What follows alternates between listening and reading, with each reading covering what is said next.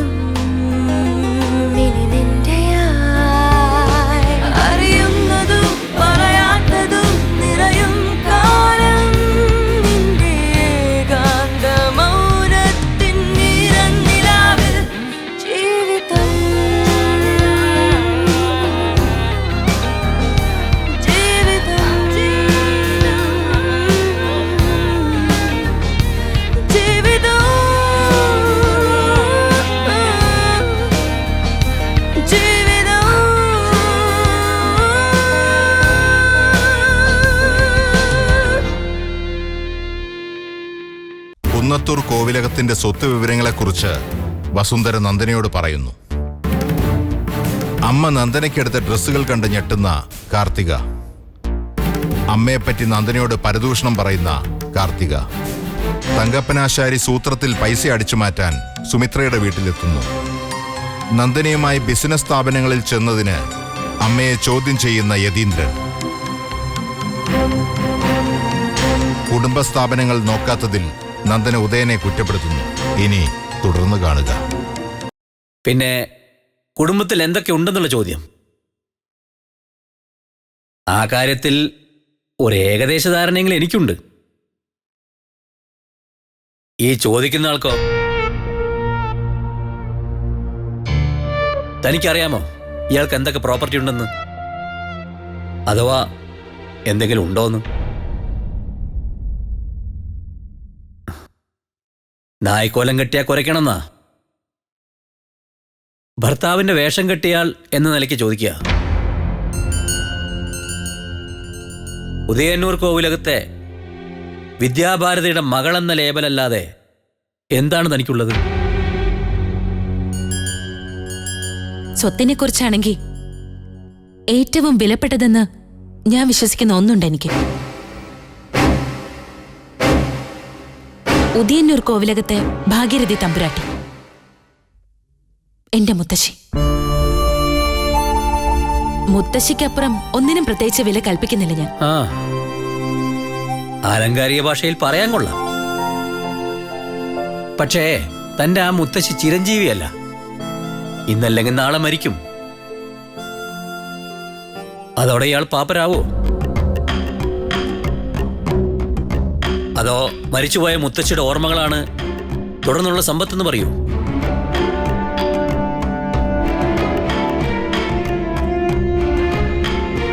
നന്ദനയ്ക്ക് അറിയോന്ന് എനിക്ക് നിശ്ചയമില്ല. എന്നെ ഈ കല്യാണത്തിലേക്ക് കൊണ്ടെത്തിച്ച പ്രതാപേട്ടനും തന്റെ അമ്മാവന്മാരും എനിക്ക് ചില വാഗ്ദാനങ്ങൾ തന്നിരുന്നു.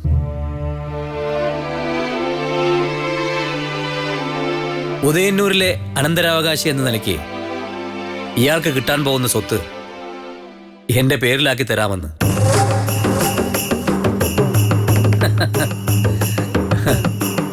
ഇപ്പോ നന്ദൻ എന്നെ നോക്കിയ നോട്ടത്തിന്റെ അർത്ഥം എനിക്ക് മനസ്സിലാവും.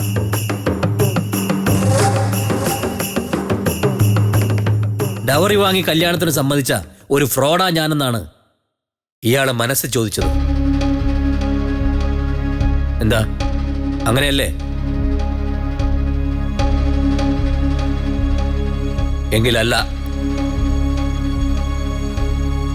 അവരുടെ വാക്കുകൾ എന്നെ സംബന്ധിച്ചിടത്തോളം ഒരാകർഷണമായിരുന്നില്ല. ഞാൻ ചോദിച്ചിട്ടുമില്ല. അവര് പ്രോമിസ് ചെയ്തതാ. സ്വന്തം കുടുംബത്തിലെ പ്രോപ്പർട്ടിയുടെ കാര്യത്തിൽ ആങ്സൈറ്റി ഇല്ലാത്ത ഞാൻ അന്നും ഇന്നും ഭാര്യയുടെ സ്വത്ത് മോഹിച്ചിട്ടില്ല. അങ്ങനെ ഒരു വാഗ്ദാനം അമ്മാവന്മാർ നടത്തിയ വിവരം എനിക്കറിയില്ലായിരുന്നു. സത്യം. അറിഞ്ഞിരുന്നെങ്കിൽ ഒരിക്കലും ഞാൻ ഈ കല്യാണത്തിന് സമ്മതിക്കില്ലായിരുന്നു.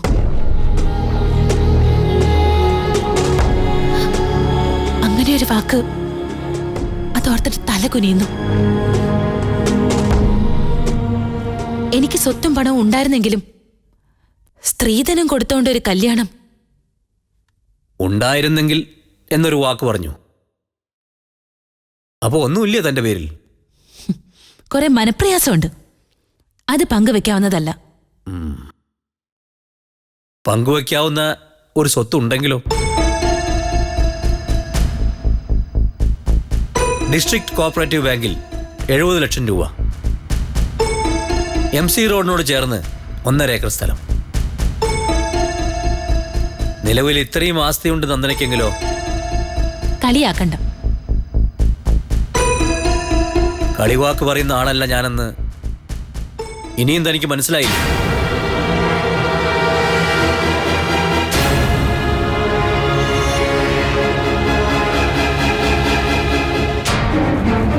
സേതുലക്ഷ്മിയുടെ വിൽപ്പത്രത്തിൽ നന്ദനയ്ക്ക് ഇഷ്ടദാനം തന്ന പ്രോപ്പർട്ടിയുടെ കാര്യമാണ് ഞാൻ പറഞ്ഞത്.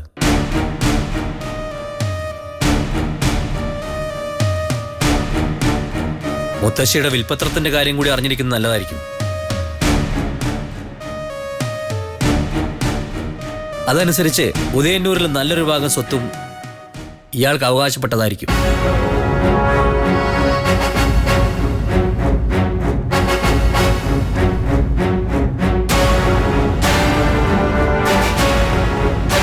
വിശ്വാസമായില്ലെങ്കിൽ ഉദയന്നൂരിലെ കുടുംബ വക്കീലിനെ കോണ്ടാക്ട് ചെയ്ത് എനിക്ക് പിന്നീട് എന്ത് വേണമെന്ന് നന്ദനയ്ക്ക് തീരുമാനിക്കാം.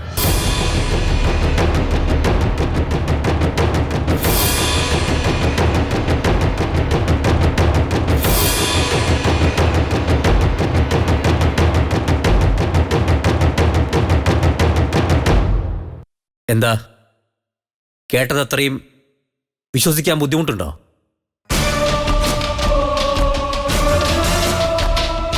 വിശ്വസിക്കുമ്പോ പറയാം. ഒരു ബുദ്ധിമുട്ടുമില്ല. ഇത് കേൾക്കുന്നതിന് മുമ്പുള്ള അതേ അവസ്ഥയിലാണ് ഇപ്പോഴും എന്റെ മനസ്സ്.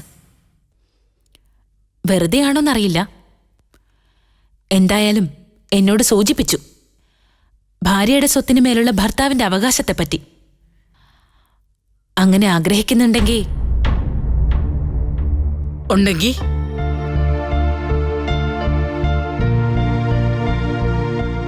ബാക്കി പറ.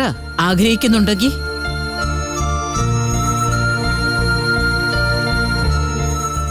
മോന്റെയും മോളുടെയും വർത്താനം മറിഞ്ഞു നിന്ന് കേൾക്കാൻ വന്നതല്ല ഞാൻ. ബെഡ്ഷീറ്റ് നനച്ചിട്ടത് കൊണ്ടുവരാൻ നന്ദന മറന്നു. അത് തരാൻ വന്നതാ. എന്താ മോളെ ഇവന്റെ ആവശ്യം? സ്ത്രീധനം വേണമെന്നാണോ?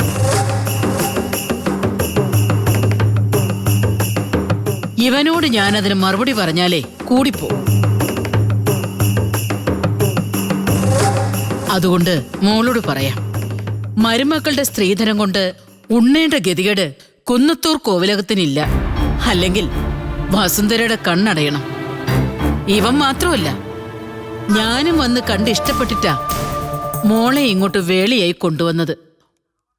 മോള് ഈ തറവാടിന് സ്ത്രീധനം തരണം. പക്ഷേ അത് പൊന്നും പണവും വസ്തുവായിട്ടല്ല വേണ്ടത്. ഈ കോവിലകത്തിന്റെ മുറ്റത്ത് ഓടിക്കളിക്കാൻ ഒരു ഉണ്ണിയെ.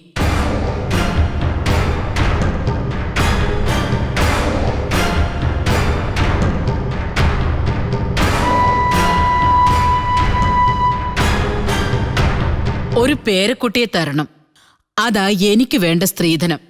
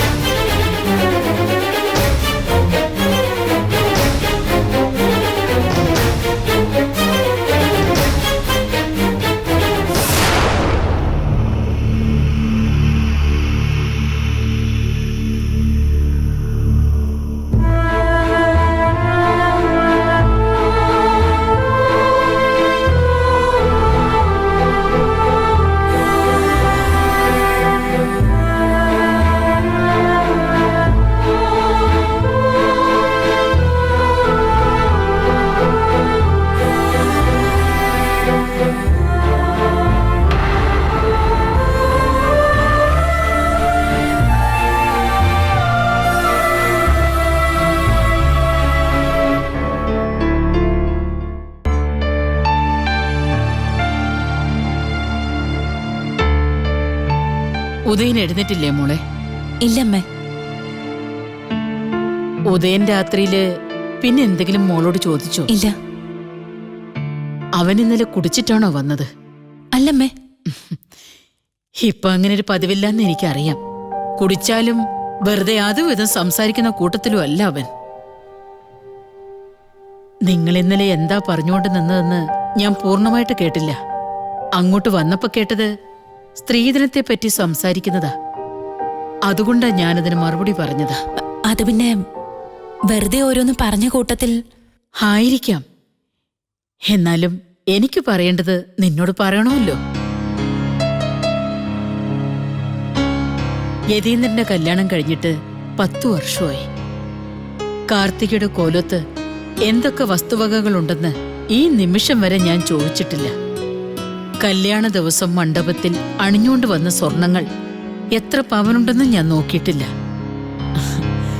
യതീന്ദ്രനും അറിയുമെന്ന് എനിക്ക് നിശ്ചയമില്ല.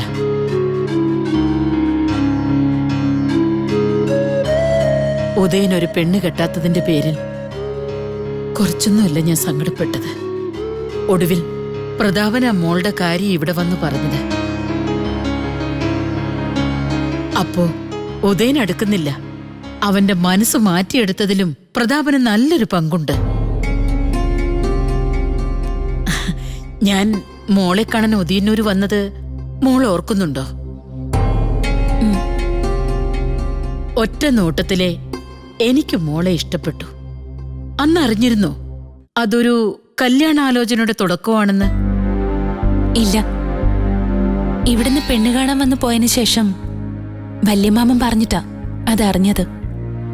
ഇത്രയും നാൾ ഞാൻ പറയാതിരുന്നൊരു കാര്യം ഇനി ഞാൻ തുറന്നു പറയാം.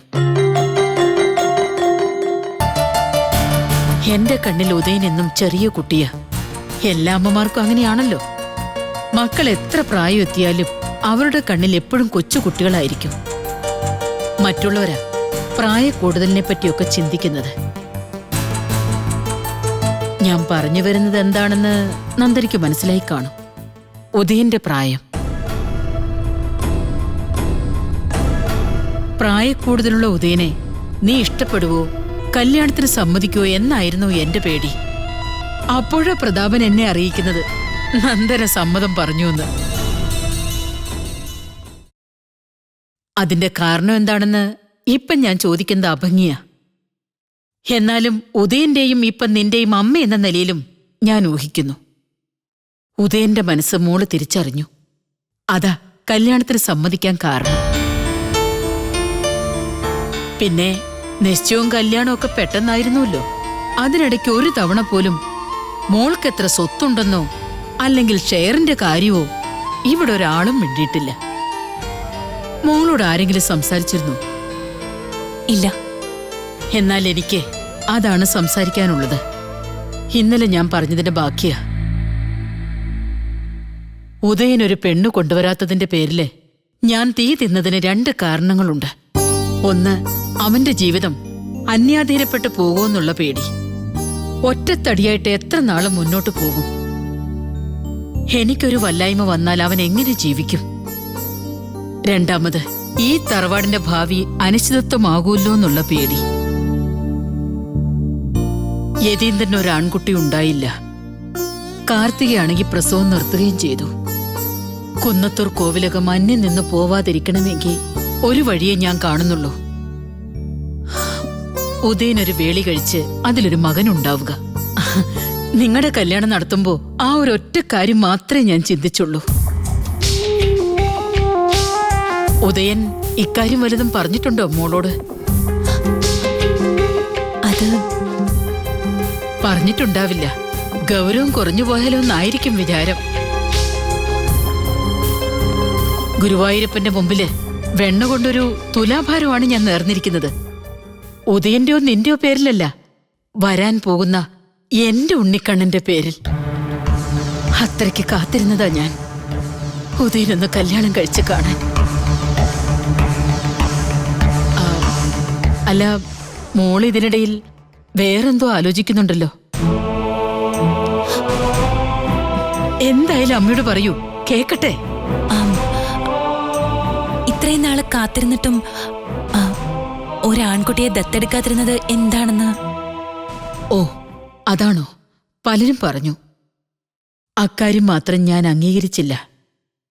ഏതെങ്കിലും ഒരു ആൺകുട്ടിയല്ല എനിക്ക് വേണ്ടത്. എനിക്ക് സ്വന്തമായി ഒരു പേരക്കുട്ടിയാ.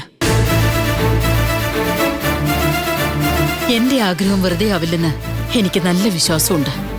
അധികം താമസിക്കാതെ നന്ദന എന്നോട് ആ വിശേഷത്തിന്റെ കാര്യം പറയും.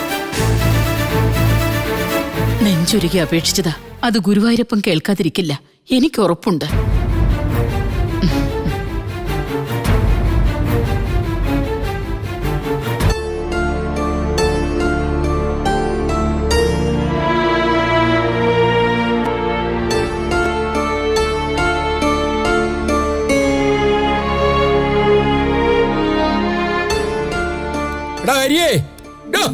അവിടെ നിന്നേ.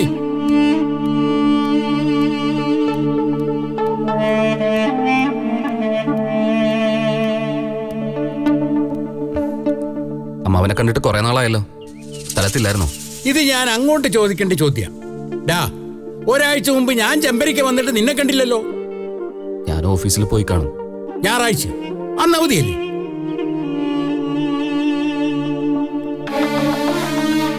എന്നും രാവിലെ വീട്ടിൽ നിന്ന് ഇറങ്ങിയാ പിന്നെ വൈകിട്ട് നോക്കിയാ മതിയെന്നാ അച്ഛനും അമ്മയും പറയുന്നത്. വെറുതെ വീട്ടിലിരുന്നിട്ട് എന്താ? ആ തോന്നലിനൊരു പരിഹാരം ഉണ്ടാക്കുന്ന കാര്യമാണ് ഞങ്ങൾ ആലോചിക്കുന്നത്. അതൊക്കെ പറയാം. അതിനു മുമ്പ് വേറൊരു കാര്യമുണ്ട്. ഞാനേ നിന്റെ ഓഫീസ് വരെ ഒന്ന് വരണമെന്ന് വിചാരിക്കുകയാണ്. ഒരു പരാതിയുണ്ട്.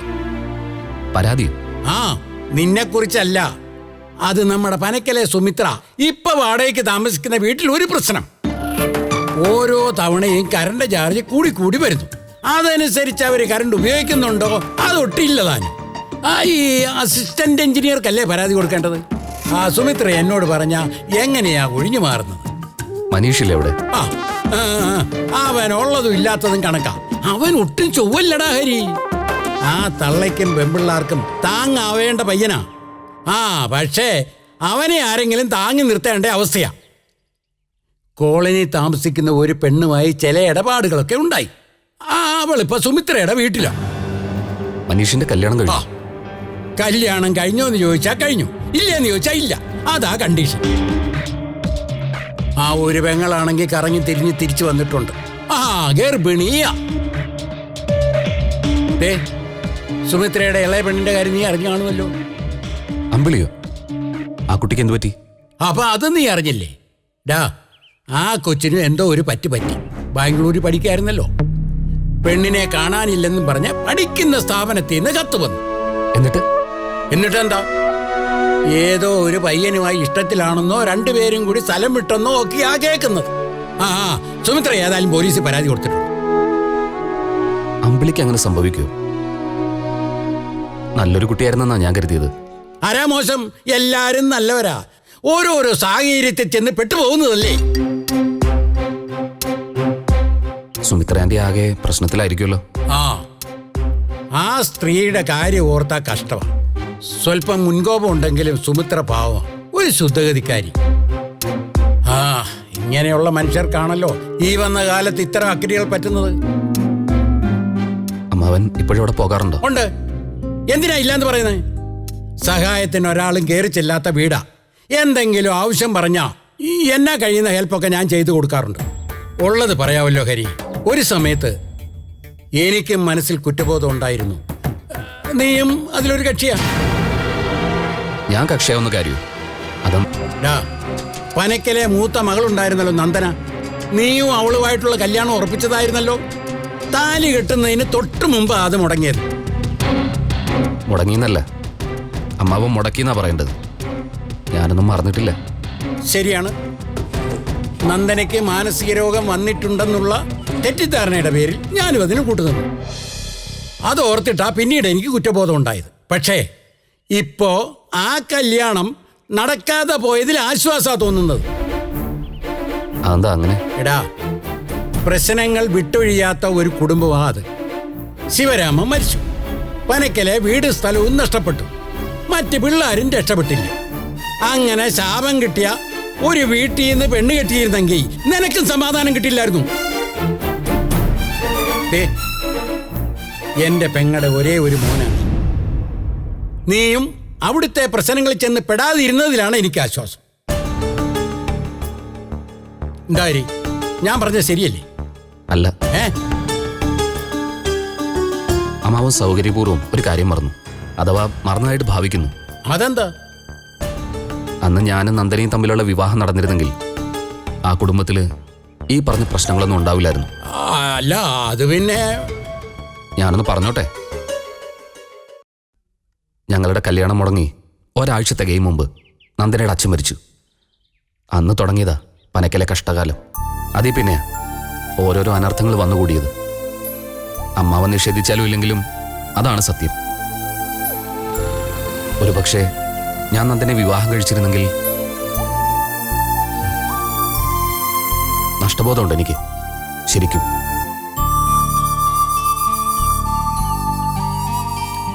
കഴിഞ്ഞത് കഴിഞ്ഞു. ഇനി അത് ഓർത്തിരുന്നിട്ട് എന്താ? മറ്റുള്ളവർക്ക് പറയാൻ എളുപ്പമാ. നിനക്ക് മറക്കാൻ പ്രയാസം ഉണ്ടായിരിക്കും. പക്ഷേ നന്ദനെ അതല്ല എന്നേ മറന്നു. കോവിലകത്തുനിന്ന് ആള് വന്നപ്പോ അവള് പെട്ടെന്ന് തൂക്കി സ്ഥലം വിട്ടില്ലേ? പിന്നെ സുമിത്രയും തിരിഞ്ഞു നോക്കിയിട്ടില്ല. നിന്നെ ആ പെണ്ണ് മറന്നു കാണും. ചിലപ്പോ ഇനി കണ്ടാ തിരിച്ചറിയണമെന്നു കൂടിയില്ല. ആട്ടെ, പിന്നെ നീ നന്ദനെ കണ്ടിട്ടുണ്ടോ? ആ, കല്യാണം കഴിഞ്ഞു എന്ന് കേട്ടു. തൃശ്ശൂരുകാരനേതോ തമ്പുരാനാ, വലിയ പാർട്ടിയാ പോലും. കാറ്, ആന, ബിസിനസ് എന്ന് വേണ്ട, പുളിങ്കൊമ്പിലാ പിടിച്ചിരിക്കുന്നത്. പുളിങ്കൊമ്പ്. ആ, നിന്നെ കെട്ടാതിരുന്നത് ഇപ്പൊ ഭാഗ്യമാണെന്ന് അവള് വിചാരിക്കുന്നുണ്ടാവും. ആ, എവിടെയെങ്കിലും പോയി രക്ഷപ്പെടട്ടെ. ഈ നാട്ടിൽ നിന്നാ നമുക്കെന്നും ഒരു മനസ്സില്ലാവുക. അതെ, പശുവും ചത്തു, മോരിലെ പുളിയും പോയി. നീ ഇനി ഇങ്ങനെ നടന്നാൽ ശരിയാവില്ല കരി. ഞങ്ങൾ ചിലതൊക്കെ മനസ്സിൽ കണ്ടിട്ടുണ്ട്. ആ, ഞാൻ വീട്ടിലേക്ക് വരുന്നുണ്ട്. നമുക്ക് അവിടെ വെച്ച് വിശദമായിട്ട് സംസാരിക്കാം. എന്നാ പിന്നെ നീ നടന്നു, ഞാൻ ഈ വഴിക്കാം. ആ.